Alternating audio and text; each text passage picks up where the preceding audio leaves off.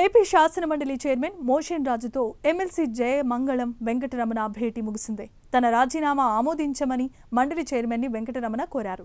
తాను వైసీపీకి రాజీనామా చేసి జనసేనలో చేరినట్లు శాసనమండలి చైర్మన్కు జయమంగళ వెంకటరమణ చెప్పారు.